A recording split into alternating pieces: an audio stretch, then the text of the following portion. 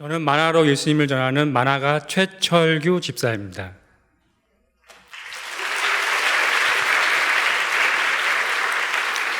잠깐 기도하시겠습니다.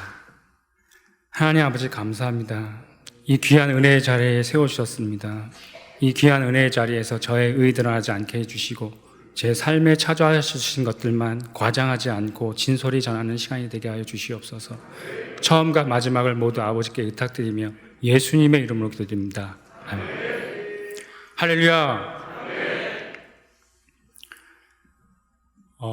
제가 아까 그 SRT를 타고선 처음 목포에 이렇게 왔습니다. 근데 저는 이제 목포가 솔직히 말씀드리면 이번이 제 생애의 두 번째 방문입니다.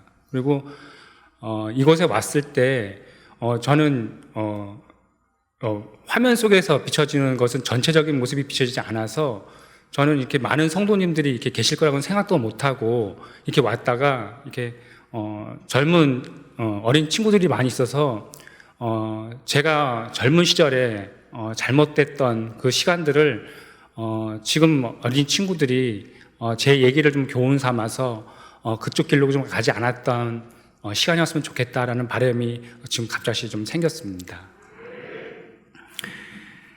지금도 잊혀지지 않는 저한테는 그 기억이 있습니다. 제가 태어나고 보니까 저희 위로 형님은 두 분이 계셨었고 저는 셋째로 태어났었고요. 밑으로는 여동생이 한 명 있었었고 또 저희 할머니를 모시고 있었고요. 저희 아버지가. 그리고 저희 아버지는 경찰 공무원. 그 다음에 저희 어머니가 원래는 저희 집안이 불교 집안이었었는데 저희 어머니가 기독교이기 때문에 제가 태어났을 때 벌써 종교 개정이 일어나가지고 벌써 기독교 집안으로 저는 이렇게 저희 가정이 다 변화되어 있었었죠. 그런데 저는 태어나고 보니까 저는 교회를 마당을 밟기 시작했었었고 교회 습관적으로 교회를 마당을 밟았었었는데 저는 그게 좀 솔직한 말로 제일 불만이었던 게 뭐냐면 주일날 아침에 교회 가는 것이 너무나 싫었었습니다. 그 이유는 아침에 MBC에서 하던 은하철도 999 미래소년 코난이 저의 발길을 이렇게 잡았습니다. 그래서 빨리 예배를 드리고 집에 와서 TV를 탁 틀어보면 벌써 은하철도 999는 은하계를 떠나가고 없고 그 보고 싶은 그리움이 반복되던 삶을 살았었습니다. 저희 어머니는 자타가 공인하는 저희 교회에서 되게 뜨거운 신앙생활을 하셨던 저희 어머니셨었는데 저희 어머니는 제가 태어난 이후 제가 기억하는 그 순간까지 이러한 생활을 반복적으로 사셨었는데요. 새벽 예배를 드리고 집에 오시면 아들들이 잠자는 방에 와서 순번에 관계없이 안수기도를 이렇게 해주셨습니다. 그 생활을 연중무휴 쉬지 않고 항상 하셨었는데 겨울철이면 차가운 손이 이마를 딱 대게 되면 제가 1번으로 받는 겁니다. 아니면 좀 온기가 있거나 뜨뜻해지면 제가 2번 아니면 3번으로 안수기도를 받는 거죠. 그 안수기도의 내용은 뭐였었냐면 하나님 아버지, 이 자녀들이 말썽을 많이 피는데 하나님 나중에 커서는 하나님께 귀하게 쓰임받는 자녀의 삶을 살게 해주세요 라면서 저희 어머니는 그렇게 만날 우시면서 기도를 드렸습니다. 제가 어머니가 기도 때마다 제가 왜 울게를 했었냐면 제가 일말의 하나의 예로 하나를 말씀드리고자 합니다. 저희 어릴 적 저희 집 앞에는 기찻길이 하나가 있었습니다. 그 기찻길이 지금은 서울 지하철 1호선 노선이 되어서 인천 제물포에서부터 동두천까지 전철이 다니고 있는데요. 전철이 생기기 이전 제가 초등학교 9살 그러니까 2학년이 됐을 때 그 시점에는 전차라는 것이 다니고 있었습니다. 이 기찻길에서 놀다 보면 기찻길에 그 울타리가 쳐 있지 않았기 때문에 간혹가다 기찻길로 다니다가 기차에 사람들이 치이는 사고가 간간히 일어났었습니다. 그렇기 때문에 동네 어르신들은 기찻길에서 놀고 있는 어린이들을 보면서 기찻길에서는 항상 주의를 하라고 내려가서 놀라고 이렇게 항상 주의를 주시곤 하셨었습니다. 근데 저는 기찻길에서 항상 놀 때마다 어떤 생각을 했었냐면 그 동두천 방향 쪽으로 나져 있는 그 기찻길 너머에는 어떠한 세상이 있을까? 저 산 너머에는 무엇이 있을까라고 그렇게 많이 궁금해 했었습니다. 저희 때만 하더라도 토요일 날 밤공이라고 해서 오전에는 학교를 갔었습니다. 오전 수업을 마치고 결단한 그날 어머니 할머니가 차려주시는 점심을 먹고 제가 그 산 너머에 있는, 기찻길 너머에 있는 세상을 꼭 보겠다라는 생각하에 제가 기찻길을 올라가기 시작했었습니다. 한참 올라가니까 왼쪽 편에는 추수할 때가 다 익어서 황금 들녘이 펼쳐져 있었었고, 오른쪽에는 단풍나무는 불타몰태 완전 검붉은 나무가 쭉 배열되어 있는 그런 곳을 지나고 있었는데, 한참 지나가다 보니까 목재소가 하나 나왔었는데, 그 목재소는 철길 버팀목을 만든던 목재소였었고, 그 나무를 켜가지고 벙커시에 지금 버팀목을 만드는 모습이 너무 신기해서 넋을 놓고 보고 있다가, 다른 그 이후의 세상을 더 보고 싶어서 저는 계속 그 철길을 따라서 올라갔습니다. 철길을 한참 따라 올라가니까 4층, 5층 되는 건물이 나왔었는데, 저희 어릴 때만 해도 저희 동네는 다 초가집이었었기 때문에 실제로 그렇게 높은 층에 건물이 있다는 것을 그때 처음 알게 됐었습니다. 그래서 그 이후의 세상은 또 뭐가 있을까라고 더 올라가 봤더니, 그때는 논과 밭이 끝없이 펼쳐지고 잠자리 숫상만 그렇게 날아다니고 있었었습니다. 시간이 한참 돼서 왼쪽 편을 돌아다 봤는데 해가 산 너머로 니역니역 지고 있었습니다. 온갖 세상 만물들이 붉은 석양으로 물들어져 온갖 만물들이 아름답게 펼쳐져 있었습니다. 오던 길을 멈추고 가던 길을 멈추고 석양을 바라보면서 그 지는 낙조에 한참 멍하니 바라보고 있었습니다. 그러면서 제가 뒤돌아왔던 길을 되돌아보았습니다. 내가 얼마큼 많이 먼 곳을 왔는지 뒤돌아봤더니 그 어린아이의 걸음으로 정말 많은 시간을 걸어왔던 것이죠. 해는 더 져서 갑자기 어둠으로 바뀌기 시작했었고, 40년 전만 하더라도 가로등이 많지가 않아서 해가 떨어지자마자 바로 어둠으로 바뀌었던 것이죠. 낮에 그 좋았던 그 풍경들은 온데간데 없고 공포감으로 다가오기 시작했습니다. 그때 생각을 했습니다. 내가 가야 될 곳이 어딘가. 엄마가 보고 싶었었고, 내가 가야 될 집이 그리웠었고, 아버지가 보고 싶었고, 우리 형들, 할머니가 보고 싶었습니다. 그래서 가던 길을 다 되돌아서서 내가 있는 집을 향해서 다시 걷고 또 걸었습니다. 그 밤길에 보이지 않는 그 자갈길에 넘어져서 무릎은 깨져 피가 나오고, 엄마 품에 빨리 가고 싶은 마음에 두세 칸을 떼어갔지만 너무나 많이 긴 시간을 걸어왔던 터라 오직 밤하늘의 별만이 나의 그 길을 비춰주고 있었습니다. 한참 걸어가다 보니까 술 취하신 어떤 분이 길거리에서 그 기찻길 따라서 오길래 그 덤불 속에 숨어서 그 어르신이 지나가기 때까지 기다렸다가 다시 걸음을 재촉해서 집에를 도착을 했습니다. 저 멀리 아버지 집이 보였고 가로등 들빛이 보이자 눈물이 쏟아져 나왔습니다. 그래서 집 앞에 들어가서 엄마 하라고 뛰쳐하고서 들어갔더니 벌써 집 안에는 온통 난리가 나 있었습니다. 점심을 먹은 아이가 사라졌는데 이 아이를 찾기 위해서 온 동네 사람부터 우리 형제들까지 다 저를 찾으러 더 돌아다니는 것입니다. 저희 어머니는 저를 반겨주실 때 품어주셨던 것이 아니라 어디 갔다 왔어? 첫마디를 하시는 거예요. 엄마 저 멀리에 철길 너머의 세상에 보고 싶어서 갔다 왔어. 어머니는 저를 안아주시는 것이 아니라 등짝을 때리기 시작하셨습니다. 어머니는 울면서 뜨든 탄 물을 끓여 저의 찢어진 바지를 벗기고 목욕을 시켜주시고, 어머니가 매 맞은 자리에 어머니한테 매를 줄기 가도록 허벅지에 종아리에 맞았는데, 어머니가 누워있는 저를 보면서 그 매 맞은 자리에 안투피라민을 발라주시면서 어머니가 우시는 것입니다. 지금도 그 기억이 생생히 떠오릅니다. 우리는 어쩌면 이 광야 같은 인생길에서 어둠에 빠져 갈 곳을 몰라 그리워하는 사람들일지도 모릅니다. 근데 우리들이 갈 길이 어딘지를 알고 내 고향, 내 집, 그곳이 어딘지 알고 가는 사람들을 순례자라고 얘기를 합니다. 우리들은 이 땅에서 우리들이 이름을 더 내고 이 땅에서 더 불을 많이 불키우는 것이 이 땅의 목표가 아니라, 우리는 이 땅에서 하나님의 자녀로 다듬어져 하나님이 계신 그 본향을 향해 나아가는 사람들을 순례자라고 합니다.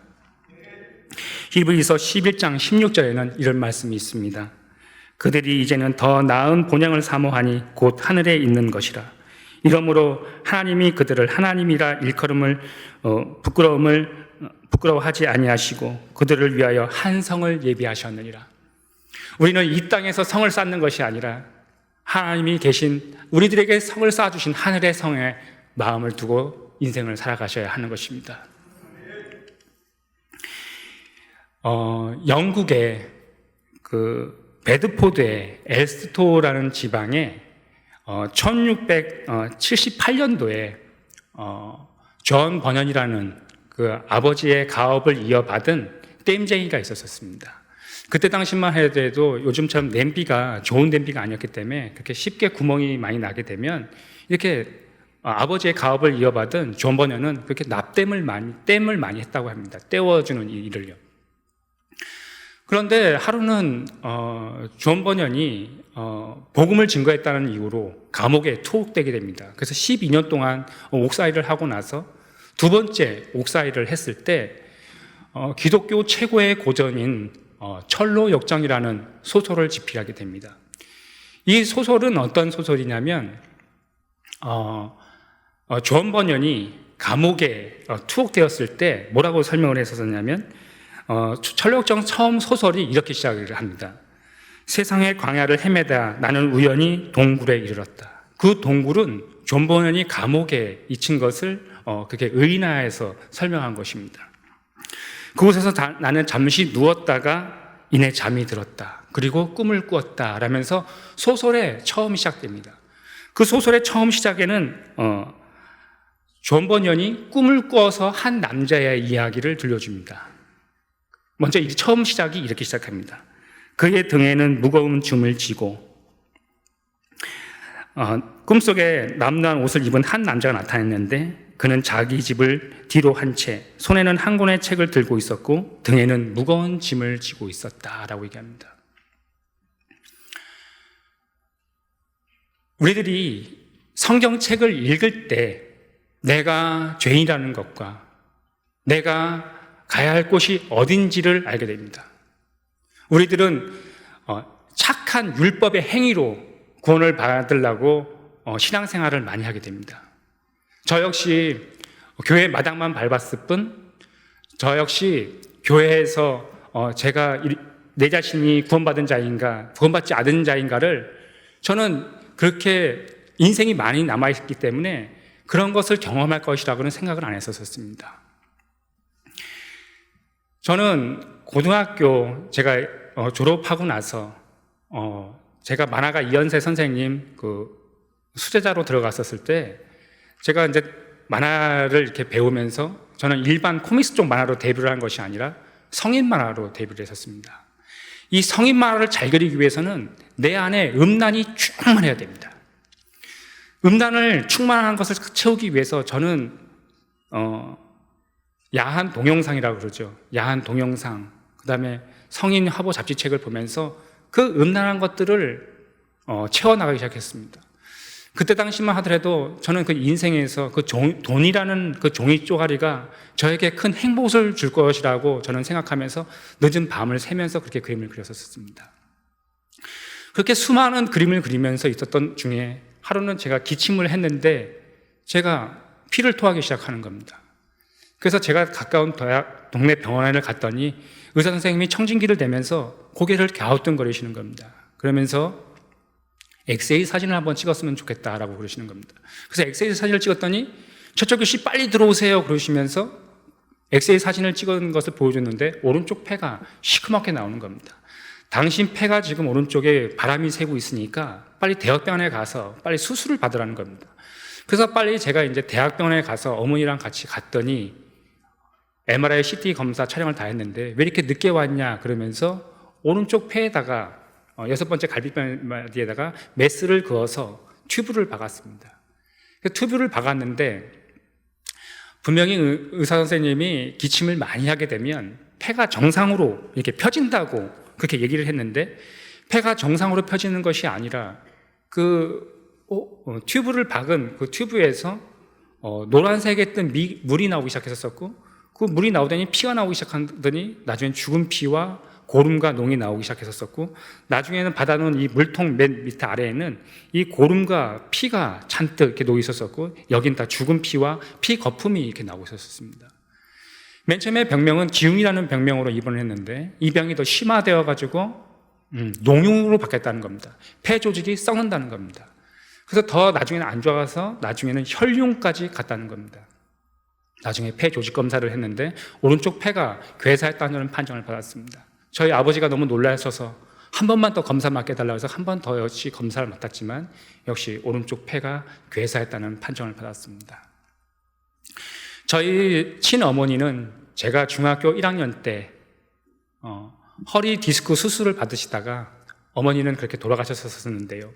저희 돌아가신 어머니가 2가지 유언을 남겨 돌아가셨는데 우리 아들 3명 중에 목회자의 길을 걷는 아들이 하나가 나오게 해주세요.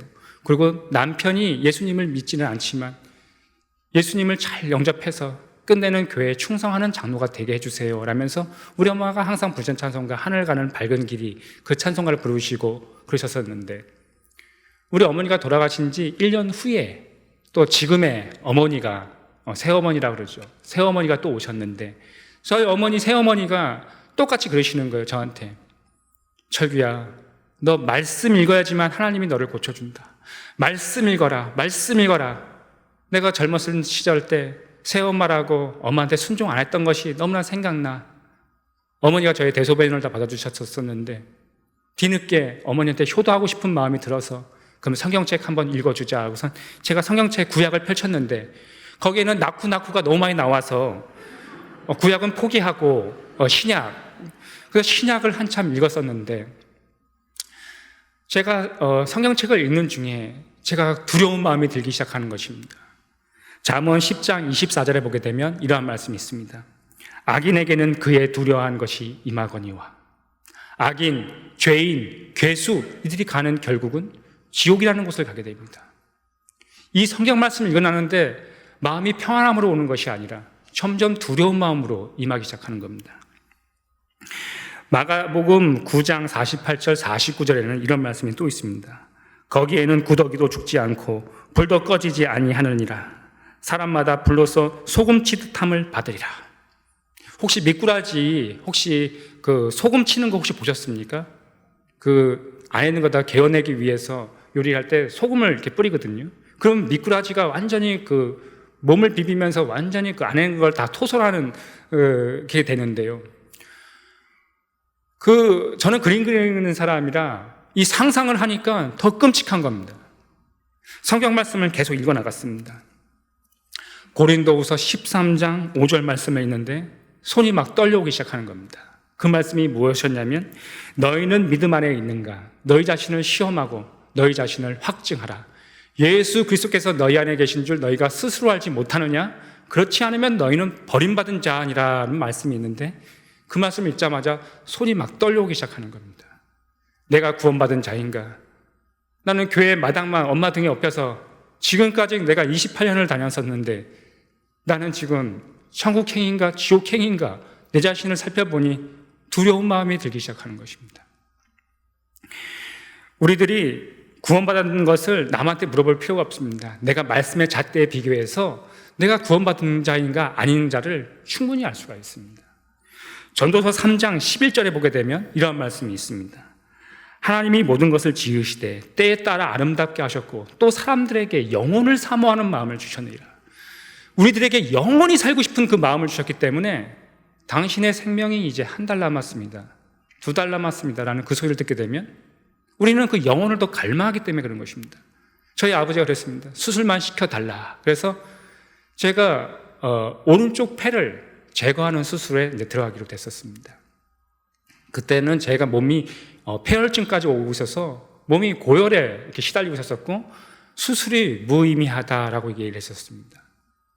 어차피 죽을 거니까 괜히 상처를 내서 할 필요가 없다라고 이렇게 얘기를 하시는 거예요.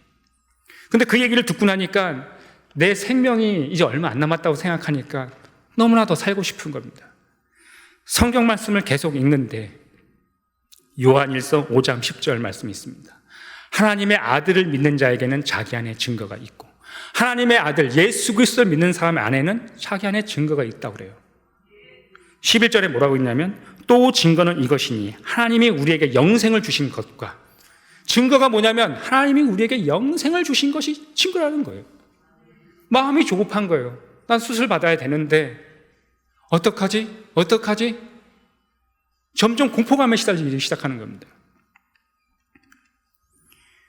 영생은 성경에 이렇게 정의 내리고 있습니다. 요한복음 17장 3절에 이렇게 말씀하고 계십니다. 영생은 곧 유일하신 참 하나님과 그가 보내신 예수 그리스도를 아는 것이다 라고 얘기합니다. 성경을 계속 읽어나갔습니다.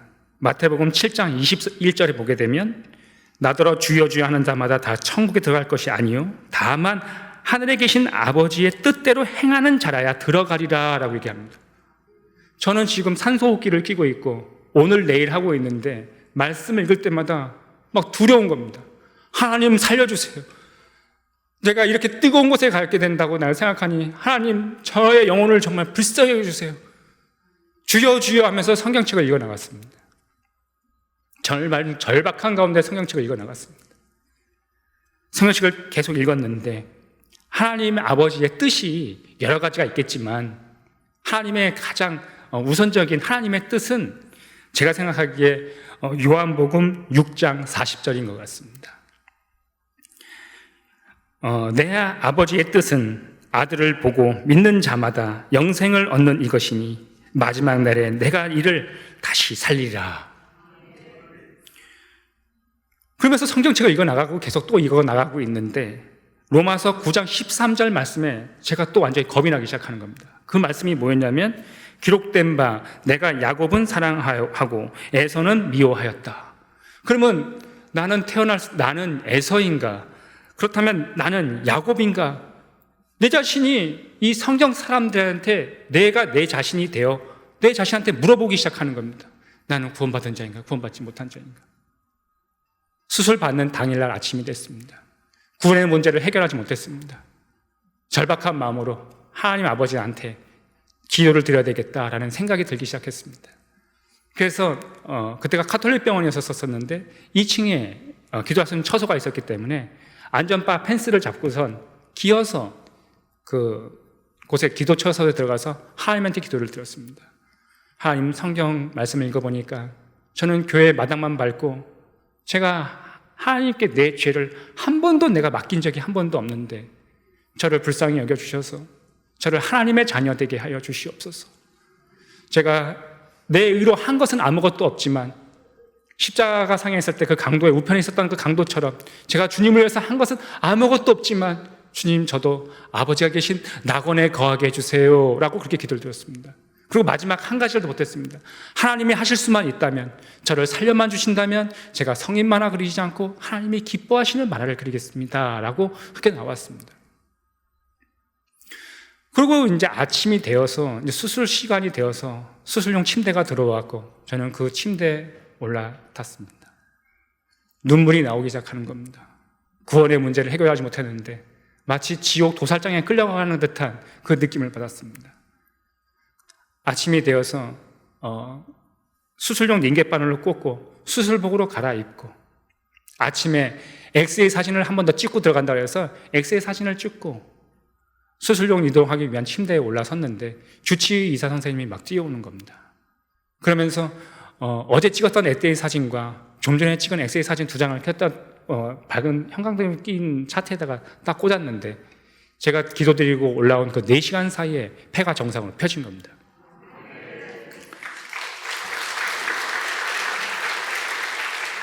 그런데 저는 그때 이러한 기적을 제가 맛보고도 저는 그때 어떠한 생각을 했었냐면 이러한 생각을 했었습니다. 이거 때가 돼가지고 나은 거 아닌가?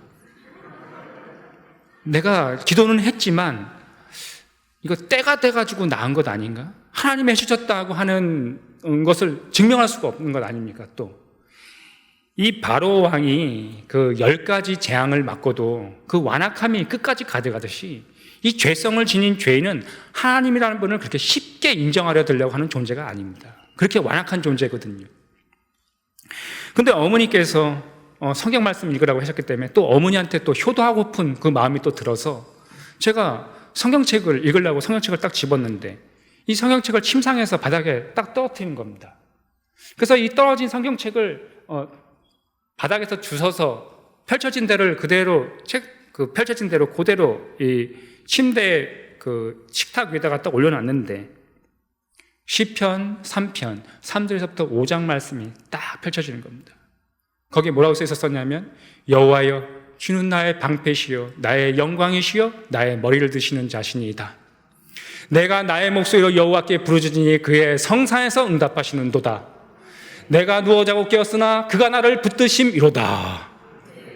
여러분, 내가 누워 자고 깨어서 주님 전에 나와 예배를 드리는 것이 가장 큰 축복입니다. 제가 그때 그걸 알았습니다.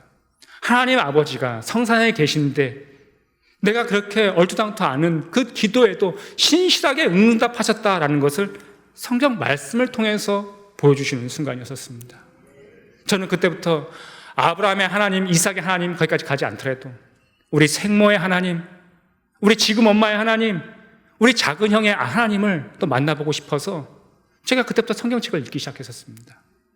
병원을 퇴원하고 나고 나서 제가 한 달에 성경을 이독을 하게 됐었고 우리 어머니의 서원이 이루어져 아버지는 교회에서 충성 때 일을 하시는 장로님이 되으셨고 저희 작은 형님은 지금 거여동, 송파구 거여동에서 담임 목회를 하는 지금 목회자가 되어 있습니다. 하나님의 서원의 약속은 하나님의 때에 꼭 이루어집니다. 우리는 그 시와 그때는 우리는 언제일지를 모르지만 우리들이 부모님이 자녀를 위해서 심어줬던 그 기도는 땅에 결코 떨어지지 않습니다. 하나님의 때에 우리는 기필코 이루시고 맙니다. 하나님이. 그러면서 제가 화실을 다시 퇴사를 했는데요. 때로는 이 돈이라는 게 또 필요할 때가 있거든요. 그러다 보니까 제가 성인 만화를 내 이름으로 내는 성인 만화책을 내는 것이 아니라 저의 선배 형님의 이름으로 내는 성인 만화책을 도와줬어요. 계속 죄의 낙삭을 계속 낙을 누리고 있는 것이죠. 그러고 나서 제가 금요철 예배를 갔다 오고 났는데도 그렇게 이중적인 신앙생활을 했었거든요. 근데 성경 말씀을 읽는데 신명기 23장 18절 말씀이 있는데 눈물이 쏟아져 나오는 겁니다. 거기에 무슨 말씀이 있었냐면 창기가 번동과 개 같은 자의 소득은 어떠한 선환을 이르든지 여호와 전에 가져오지 말라. 이 둘은 여호와 앞에 가증한 것이니라 라고 얘기를 하는데 눈물이 쏟아져 나오는 겁니다. 성경에 개 같은 욕이 쓰여져 있는데 내가 그 욕에 합당한 행동을 계속 반복적으로 누리고 있는 겁니다. 그러면서 제가 그렇게 맹목적으로 쓰러져서 울고 있을 때 제가 하나님께서 저의 군대 생활을 생각나게 해주셨었는데 군대 가보신 분들 이거 아실 겁니다. 식판에다가 밥을 먹고 남은 음식을 짬밥에다가 다 이렇게 쏟는데요. 그때가 훈련 기간이었었는데 이 음식물 짬통을 쏟고 이 뚜껑을 덮어놓지 않아가지고 이 짬통이 비가 그 저녁 때 왔었는데 뚜껑을 덮어놓지 않은 상태였기 때문에 이 음식물 짬밥통에 빗물이 가득 차 있는 겁니다. 그래서 그 다음날 선임하사가 이걸 버려라 그래가지고 이거를 버리러 동기랑 같이 버리러 갔는데 짬통을 보니까 위에는 맑은 물이 있고 밑에는 음식 찌꺼기가 있었는데 그걸 그냥 힘으로 둘이서 동기랑 쏟으려고 하니까 선임하사가 와가지고 멈추라고 하는 겁니다.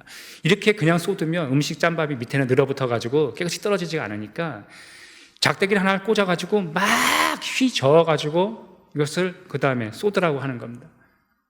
그래서 둘이서 이것을 막 쏟은 다음에 둘이서 쏟으니까 정말 짬통이 깨끗하게 비어졌어요.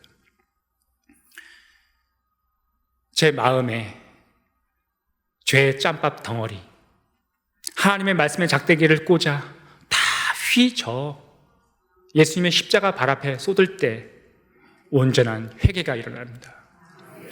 교회에서 흔히들 회개, 회심 말 많이 들었을 겁니다.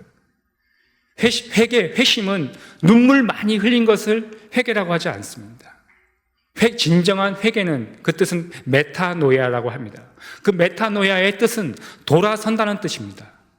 어디에서? 죄에서. 죄는 중독성이 있어서 자기만 은밀하게 즐겼던 그 낚시 있는데요. 그 은밀하게 즐겼던 것에서 돌아서는 것, 그것이 진정한 회개입니다.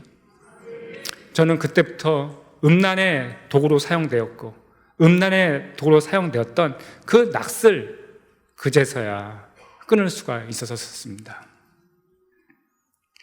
항상 제가 예전에 술을 먹을 때 뭐라고 말씀을 했었냐면, 술 취하지 마라, 이런 방탕한 것이니 성령의 충만함을 받으라는 그 말로 내가 어떤 식으로 얘기하냐면, 성경에 술 취하지 말라 그랬지 먹지 말라는 얘기는 하지 않았다라면서 제가 하나님의 말씀을 기만하듯이 그 말씀을 앞세워 술을 먹었던 우리들이 하나님의 말씀을 그 방장함으로 들어서는 절대 안 됩니다.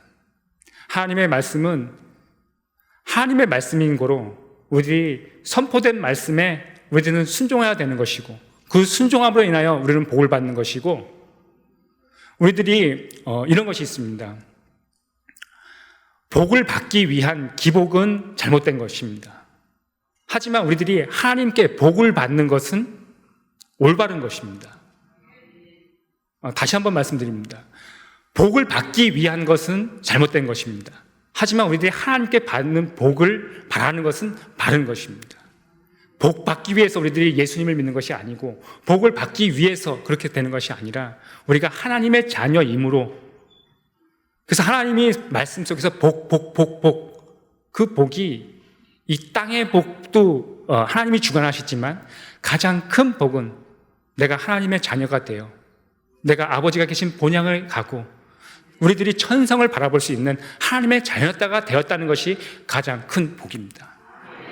우리가 어둠 속에서 그 9살 소년이 갈 길을 몰라 방황하며 그 본향인 아버지의 집을 찾아가듯이 우리들의 이 땅에서 아파트 값이 오르고 전세를 2년마다 주기적으로 돌고 나그네의 삶을 살지라도 하나님이 우리와 함께 하신다면 우리는 전부를 얻은 것입니다. 하지만 많은 부와 세상 사람들이 비교할 수 없는 수많은 명예를 가졌다고 해도 하나님이 우리 마음에 자리 잡고 하지 않는다면 그 사람은 전부를 잃은 것입니다. 이 땅은 머무는 삶이 아닙니다. 우리는 하루하루 천성을 나아가는 순례자의 삶을 살아가야 하는 것입니다. 우리가 때로는 이 물질로 인해서 많이 눈물 뿌리고 이 물질로 인해서 매번 넘어지지만 우리들은 하나님을 붙잡는 더 사랑의 교회 성도님이 되시기를 간절히 소망드립니다. 제가 중학교 때 저희 친어머니가 돌아가시고 교회를 갔을 때마다 제가 가장 힘들었던 것 중에 하나는 이런 것이었습니다. 어머니가 돌아가시고 불과 채 1년이 되지 않았을 때 직업어머니가 오셨을 때 교회에서 저희 집사님이 저를 하루는 부르셨습니다. 철규야, 일로 와봐. 네. 야, 너 천국 간 엄마가 잘해주냐? 지금 엄마가 잘해주냐? 제가 말은 안 했지만 집사님 입산 바꿔 생각해 보세요. 기분 좋은가? 교회는 상처를 들추는 곳이 아니라 우리의 상처를 싸매어주고 어루만져주고 기도해주는 곳이 교회입니다. 만약에 교회 안에 어린 지체 중에 상처받은 영혼들이 있다면 그것을 안다는 정보 하에 그렇게 묻지 말고 기도해주고 품어주시는 성도님이 되시기를 더 간절히 소망드립니다. 제가 철로역정을 접하게 됐던 것은 언제였었냐면 저희 어머니 이 머리맡에는 항상 2권의 책이 있었습니다. 한 권은 철로역정이었었고 또 다른 한 권은 성경책이었었는데 제가 우리 작은 형님이 목회자가 되어 있었을 때 우리 작은 형 서재를 제가 들어갔었습니다. 서재를 갔더니 그 서재에 저희 어머니 머리맡에 있던 그 철로역정이라는 그 책이 거기에 꽂혀 있는 겁니다. 그래서 이 책이 뭐지? 라고선 제가 그 책을 꺼내서 제가 펼쳐서 읽기 시작했었습니다. 거기에는 크리스찬이라는 그 주인공이 나오는데요. 이 크리스찬이 살던 곳은 멸망의 도시라는 곳에서 살고 있습니다. 이 멸망의 도시에서 이 크리스찬 또한 일상생활을 하는 평범한 아빠였을 것입니다. 근데 이 사람에게 성경책이 쥐어지자 자신을 돌아보게 됐었고 자신의 그 죄로 인해서 죄의 짐이 그 사람 등에는 짊어지게 됐던 것이죠. 하루는 너무 괴로운 나머지 내가 어떻게 하면 내가 구원을 받을 수 있을까? 그 광야에서 괴로워하고 있을 때 저 멀리서 전도자가 자신을 향해서 걸어옵니다. 이 전도자가 이렇게 얘기합니다. 왜 울고 있습니까? 라고 묻습니다. 저는 심판이 두렵고 나중에 죽음이 두렵습니다. 라고 이렇게 얘기를 하게 되죠. 그러니까 전도자가 뭐라고 얘기를 하냐면 저쪽에 좁은 문이 보입니까? 라고 얘기를 하는 겁니다. 잘 안 보입니다. 라고 크리스찬이 얘기를 하는 거예요. 그럼 저쪽에 밝은 빛이 보입니까? 라고 얘기하니까 밝은 빛이 보인다고 그래요. 그래서 크리스찬이 그때부터 밝은 빛을 향해서 전력 질주하기 시작합니다. 그러면서 두 사람의 크리스찬을 잡기 위해서 두 사람이 쫓아오는데 한 사람은 고집쟁이였었고 한 사람은 변덕쟁이라는 사람이 쫓아와서 크리스찬을 붙잡기 시작합니다. 그래서 크리스찬이 섰을 때 뭐라고 얘기를 하냐면 크리스찬이라고 그렇게 부르기 시작해요. 맨 처음에 소설책 처음 시작에는 한 남자가 무거운 죄의 짐을 지고 라고 이렇게 시작하지만 그때서야 비로소 그 남자라는 한 남자가 비로소 이름이 생겼는데 크리스찬이라는 이름으로 바뀌게 됩니다. 내가 자칭 내가 기독교인이야 라고 이렇게 얘기하는 것 말고 세상 사람들도 나의 삶을 보고선 정말 저 사람은 기독교인이다 라고 인정받는 사랑교회 성도님이 되시기를 간절히 소망드립니다. 우리는 이 눈에 아무 증거 안 보이고 이 귀에 아무 소리 안 들려도 우리들은 하나님의 말씀만 붙잡고 천성을 향해 나아가는 순례자인 것입니다. 우리가 이 땅에서 필요하고 남루할지라도 하나님을 붙잡는 사랑교회 성도님이 되시기를 간절히 소망드립니다.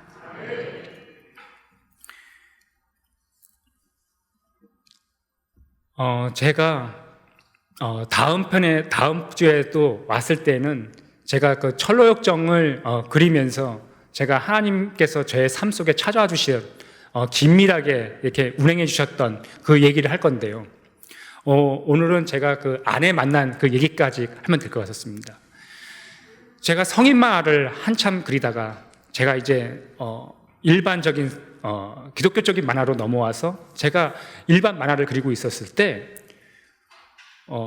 일반 세상 원고료의 기독교 만화는 5분의 1인 것입니다. 그러다 보니까 더 박봉인데 박봉의 원고료를 가지고선 자매님들과 교제를 했지만 제가 솔직하게 제가 많은 원고료를 받지 않고 있다라고 얘기를 하니까 교제하던 그 자매님들이 다 무섭게 돌아서셨어요. 그래서 제가 어떤 생각을 했었냐면 하나님이 저의 인생 가운데 준비된 어떤 자매가 있지 않을까라는 그런 생각이 들기 시작했었습니다. 그래서 저도 이제 그냥 평범하게 기도하면 응답을 좀 덜 받을 것 같아가지고 기도원에 들어가서 기도를 해야 되겠다라는 생각하에 기도원을 들어갔습니다. 그래서 제가 기도원에 들어가서 어떻게 기도를 했냐면 자칭 기도원의 기도를 드렸습니다. 기도원이 이렇게 기도하지 않습니까? 하루는 양털에 이슬이 맺히게 해주세요. 하루는 바닥에 이슬이 맺히게 해주세요. 이렇게 얘기하는데 하나님 제가 기도를 하고 드리고 내려왔을 때 누군가 나에게 최집사 선바라고 얘기한다면 그 선바라는 자매를 나의 처로 알겠습니다라는 얼토당토하는 기도를 드리고 내려왔어요. 기도를 드리고 내려왔는데 누군가 나한테 얼토당토하게 선부라고 하는 말씀은 한 망도 없었어요. 근데 생각이 나는 거예요. 기도원 들어가기 2주일 전에 우리 교회 전도사님이 최철규 집사님 지나가는 말로 혹시 선보시겠어요? 라고 했던 그 말이 생각나서 제가 그 전도사님한테 가서 얘기했어요. 전도사님 그때 말씀하신 거 그거 유효합니까? 그러니까 그 전도사님이 그 친구를 한번 제가 그 친구한테 가서 만날 건지 한번 물어보겠대요. 그래서 일주일이 지나서 저한테 메모지 한 장을 저한테 주셨어요. 그래서 제가 그 메모지를 딱 봤는데 메모지에 이름하고 전화번호가 딱 적혀 있었는데 그걸 딱 보는 순간 이 자매를 만나고 싶지가 않은 거예요. 왜냐하면 거기에 이름이 뭐라고 있었냐면 도춘자. 내 이름은 최철규. 좀 멋있는데 아내 되고 싶은 조남이 너무 올드해서 좀 안 만나려고 그러니까 우리 집사님이 그걸 뭐 이름 가지고 그러냐, 최 집사 한번 가서 만나봐 그러더라고요. 그래서 제가 그 자매를 만났어요. 그랬더니 역시 제가 원하는 이상이 아니었어요. 그래서 제가 하나님한테 그랬어요. 하나님 무슨 저런 자매를 저한테 속해 주셨어요. 그러고 나서 제가 다시 다음 주에 교회를 갔는데 부장집사님도 그러시는 거예요. 최 집사 선 잘 봤어? 근데 제가 원하는 이상의 자매가 아니더라고요. 야, 그걸 무슨 뭐 한 번 만나고 정하냐? 남자자 관계는 최소한 3번 만나고 정하는 거야. 딱 이렇게 얘기하시는 거예요. 그래서 제가 그 자매가 저한테 호감을 가지고 있던 자매라 제가 이 자매를 2번째 제가 만나주러 갔어요. 제가 이 자매를 2번째 딱 만났는데 하나님이 준비된 그 자매가 맞는 거예요. 왜냐하면 이 자매가 얘기를 하게 되면 완전히 할렐루야 얘기만 하는 거예요. 그냥 하나님이 묵상했던 거, 나한테 삶 속에서 찾아와 주셨던 거, 하나님 얘기만 계속 하는데 이 여자를 어디서 많이 봤다 생각나는데 알고 봤더니 저희 생모랑 너무 비슷한 거예요, 이미지가. 그래서 이 할렐루야인 이 모습이 너무 좋아서 이 자매랑 결혼을 하려고 그랬더니 이 자매가 저를 안 만나려고 그러는 거예요. 그 이유를 나중에 알고 봤더니 내가 이 자매를 2번째 그때 만났을 때 내가 허세를 부리려고 내 차 안에 있었던 내가 그렸던 성인 만화책을 아무 생각 없이 줬거든. 그러니까 그거를 딱 본 그 자매가 뭐라 그러냐면 이거 뭐 쓰레기가 아니야 이렇게 된 거예요. 근데 예수 믿는 사람들 좀 공통적인 특징이 하나가 있는데요. 상황이 좀 애매하거나 좀 난처하면 핑계 대려고 이렇게 얘기를 많이 합니다. 기도해보자. 그래서 하나님이 준비된 자매인지 한번 기도해보자는 겁니다. 그래서 제가 기도해보자는 말을 듣고선 집에서 그림을 그리는데 기도해보자라는 그 환청이 자꾸 들려서 안 되겠어요. 그래서 또 하던 걸 다 내려놓고 또 기도원에 또 들어갔어요. 그래서 제가 기도원에 들어가지고 그때가 여름 때였었는데 에어컨 시원한 바람을 맞으면서 제가 그 성전에서 시원한 바람 맞으면서 주여 하는 것은 하나님한테 좀 그건 아닌 것 같아요. 그래서 내가 산기도를 좀 하러 올라가야 되겠다. 그래서 산에로 올라갔어요. 산에로 올라갔더니 그 안에서는 방언기도 하시는 분들이 참 많이 계셨어요. 근데 그때 보름달이 떠섰었는데 어떤 대머리이신 어떤 집사님이신지 장로님이신지 잘 모르겠는데 막 흔드시면서 열성으로 이렇게 막 기도를 하시는 거예요. 와와와와 하면서 막 기도를 하시는데 저는 그렇게까지 그 기도를 한 적이 없었거든요. 근데 그때 모기가 있었었는지 와와와와와와와 막 모기 잡아가면서 막 기도하시는데 막 은혜가 막 너무 되는 거예요. 그래서 나도 맞은편에서 이제 나무 하나 잡고선 기도를 했어요. 하나님, 그 준비된 자매가 맞는데 제가 성인 만화책을 주는 바람에 이를 다 그르쳤습니다. 그 자매의 마음을 돌이키게 하여 주시옵소서라고 얘기하는데 전화벨이 삐리삐리 울리는 거예요. 그래서 전화벨을 딱 받아보니까 그 도 자매님이 전화를 주셨어요. 최철규 집사님, 지금 기도해 보셨어요? 네, 지금 기도하고 있습니다. 근데 집사님 지금 시골이신가 봐요. 왜요? 옆에서 지금 개구리 소리가 개굴개굴 나는데. 그래서 에이, 그거 개구리 소리가 아니고 옆에 어떤 분이 방언 기도하시는 소리입니다. 라고 얘기를 했어요. 그래서 내가 그 말했더니 이 자매가 잠깐 침묵의 시간이 흐르더니 이렇게 얘기하는 거예요. 집사님, 하나님이 주시는 마음 같아요. 결혼하겠습니다. 그런 거예요. 그래서 남자자 관계는 3번 만나고 결혼한다 된다고 이렇게 집사님이 얘기하셨는데 제가 그 다음 주에 가서 그 부장집사님이 만났어? 어땠어? 그래서 예, 결혼하려고 그럽니다. 부장집사님이 허덕 놀라시는 거예요. 그러면서 말씀을 바꿔주셨어요. 남자자 관계는 최소한 반년은 교제해보고 정해도 늦지 않아 라고 이렇게 얘기해 주시는 거예요.